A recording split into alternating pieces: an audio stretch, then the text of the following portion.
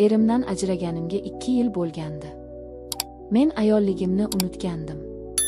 Toki o'sha kuni opamning uyida pochshamning qaynoq nafasi orqamdan kelib pichirlamaguncha, opangiz bilmaydi, Farangiz. Hech kim bilmaydi. Mening ismim Farangiz. 26 yoshdaman. 2 bolam bor. Erim bilan ajrashib, ota-onamnikiga qaytib kelganman. Yoshlikdan juda sho'x erkak qiz bo'lib o'sganman. Ammo turmushim o'xshamadi. Erim bilan 2 yil avval ajrashganimdan beri men faqat bolalarimning onasi, ota-onamning esa baxti kulmagan qizi edim. Ayolligim u allaqachon so'ngandek tuyulardi. Tanam mehrga, e'tiborga shunday muhtoj ediki. Opam Ziyoda mening hamma narsam. U maktabda o'qituvchi. Pochcham Akmal esa u juda mehribon, hazilkash odam edi. Taksi haydardi, ammo oilasini hech narsaga zor qilmasdi. Men opamga yordam berish uchun tez-tez ularnikiga borib, jiyanimga qarab turardim. Pochcham meni o'z singlisidek ko'rishini aytardi. Odatdagidek opam ishda edi. Men jiyanimni uxlatib oshxonada ovqat qilayotgandim. Yarim tushda pochcham ovqatlanishga keldi. "Assalomu alaykum, singiljon, charchamadingizmi?" dedi o'sha mayin ovozida. "Yo'q, pochcha, rahmat. Keling, ovqat tayyor", dedim jilmayib. U ovqatlanib o'tirarkan menga g'alati tikilib qoldi. "Farangiz, siz juda chiroyli ayolsiz. Eringiz ahmoq ekan." Bu gapdan qizarib ketdim. "Qo'ysangizchi, pochcha. Men idishlarni yig'ishtirayotgan edim." U orqamdan keldi. Men o'girilmadim ham. Birdan uning issiq qo'llari belimdan quchoqlab oldi. Uning yuzi bo'ynimga tegdi. "Nima qilyapsiz, pochcha? Opangiz homiladorligidan beri men qiynalib yuribman. Siz menga shunday yoqasizki." Men shokka tushdim. Yig'lab yubordim. "Opam bilsalar o'ldiradi-ku ikkalamizni ham. Qo'rqmang. Hech kim bilmaydi. Bu bizning sirimiz bo'ladi. Men sizni anchadan beri yoqtirib qolganman."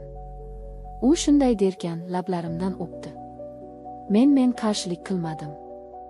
Nega? Chunki ko'rmaganimga 2 yil bo'lgandi. Ehtiroslarim uyg'onib ketgandi. Ayolligim u o'lmagan ekan. Uning quchog'i shunday kuchli, o'pichi shunday otashin ediki. "Yo'q, qo'rqaman", dedim lekin o'zim uni mahkamroq quchoqlab oldim. U meni ko'tarib gilam ustiga yotqizdi. Uning vujudi qaynoq edi. Uning qo'llari ko'kraklarimni shunday ehtiros bilan ezg'iladiki, men urib yubordim. Bu lazzat, bu men unutgan his edi. U shimini yechib, o'zining qattiq turgan vujudini oyoqlarim orasiga tiradi. Men butunlay taslim bo'lgandim. Shu payt eshik taqilladi. Opam. Biz chaqmoq urgandek sakrab turdik. Akmal shoshib kiyimlarini kiyarkan baland ovozda baqirdi: "Farangiz, ovqatni tezroq suzing, ishga kech qolyapman." Men ham o'zimni o'nglab, "Xo'p, hozir, pochcha", dedim qaltirab. Eshikni pochcham ochdi. Opam kirib keldi. "Ha, yaxshi o'tiribsizlarmi?" "Ha, opa, pochchamga ovqat suzayotgandim", dedim yuzim yonib. Opam u hech narsani sezmadi. Pochcham ishga ketdi. Men ham kechqurun uyimga qaytdim. Yarim kechasi telefonim jiringladi. "Pochcham. Farangiz, men chiday olmayman. Chiqa olasizmi? Syurprizim bor." Yuragim gupillab ketdi. Men "Xo'p", dedim. Chiqdim. Mashinasida gul. U meni aldardi. "Yuring, bir joyga olib boraman. Gaplashib o'tiramiz." Men "Yo'q", deya olmadim. Yuragim qayerga borishimizni sezib turgandi. Mehmonxona. U 1 soatga xona oldi. Biz xonaga kirishimiz bilan u menga yopishdi. Kiyimlarimni yirtib yuborayozdi. Men ham buni shunday xohlardimki. Biz yalang'och holda karavotga yiqildik. U butun tanamni ochofatlik bilan o'pardi. "Jonim, buncha shirin bo'lmasang."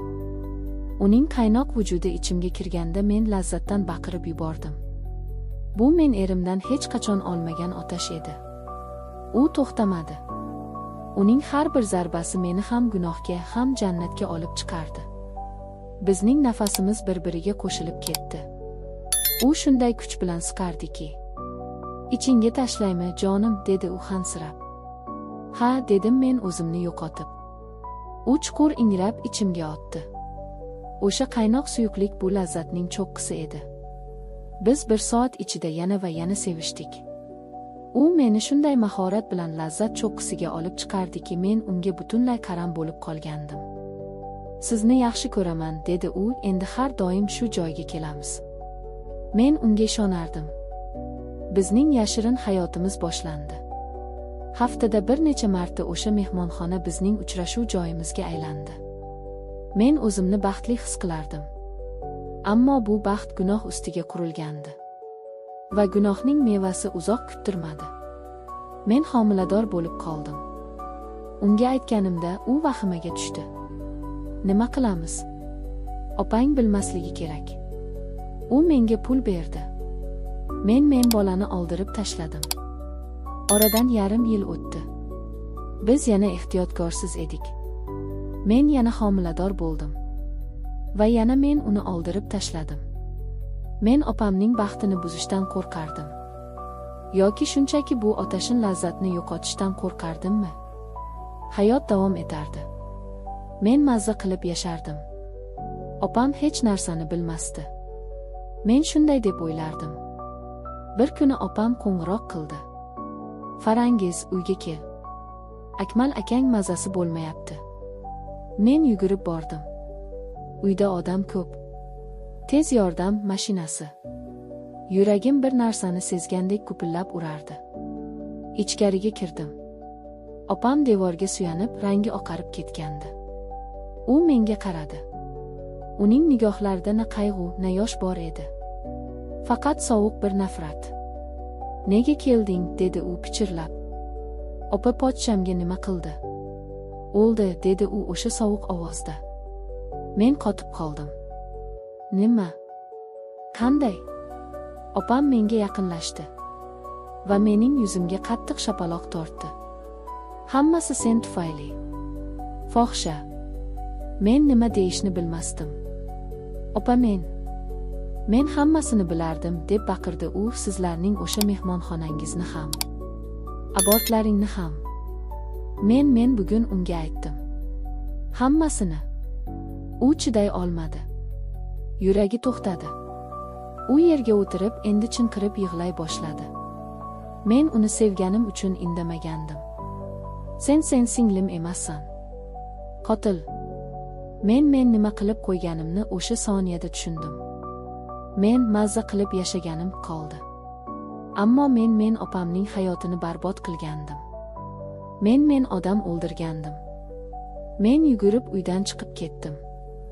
Ortimdan opamning la'natlari eshitilib qolardi. Mening real hayotim o'sha kuni tugadi. Endi men tirik murdaga aylangandim.